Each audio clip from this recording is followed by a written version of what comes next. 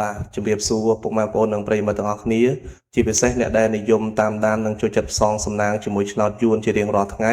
សូមស្វាគមន៍មកកាន់ Channel វិថីឆ្នោតជួបជាមួយ Admin សាជាថ្មីម្ដងទៀតថ្ងៃនេះត្រូវនឹងថ្ងៃទី6ខែកក្កដាឆ្នាំ2026ដូចសពមួយដង Admin បានធ្វើការប្រមូលនិងសម្រិតសម្រាំងលេខពីប្រភពផ្សេងៗសម្រាប់ចែករំលែកជូនបងប្អូនទុកជាព័ត៌មាន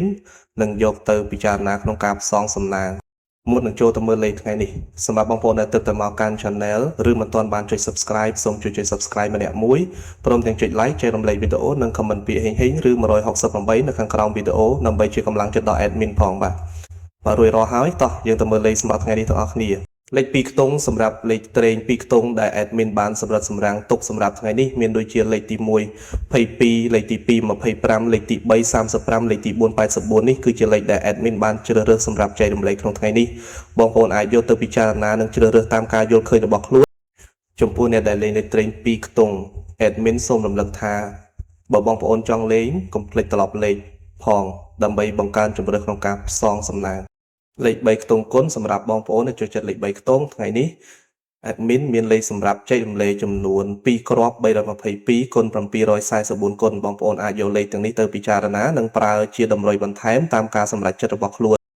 លេខអុសសម្រាប់បងប្អូនដែលចូលចិត្តលេងលេខអុសថ្ងៃនេះ Admin សូមចែករំលែកលេខអុសចំនួន2ខ្ទង់អុស20អុស80លេខអុសទាំងពីរនេះគឺជាលេខដែល Admin បានជ្រើសរើសសម្រាប់ថ្ងៃនេះបងប្អូនអាចជ្រើសរើសតាមការពេញចិត្តនិងការពិចារណារបស់ខ្លួន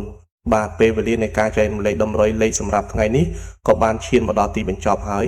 Admin សូមអរគុណយ៉ាងជ្រាលជ្រៅចំពោះពុកម៉ែបងប្អូនទាំងអស់ដែលបានចំណាយពេលវេលាចូលមកទស្សនាវីដេអូរហូតដល់ចប់សូមជូនពរឲ្យបងប្អូនទាំងអស់មានសុខភាពល្អសំណាងល្អក្នុងជីវិតនិងសូមឲ្យការផ្សងសំណាងរបស់បងប្អូនទទួលបានលទ្ធផលល្អតាមការរំពឹងទុកកុំភ្លេចចុច Subscribe Like Share និងបើកសញ្ញាកណ្ដឹងដើម្បីកុំឲ្យខកខានវីដេអូថ្មីៗ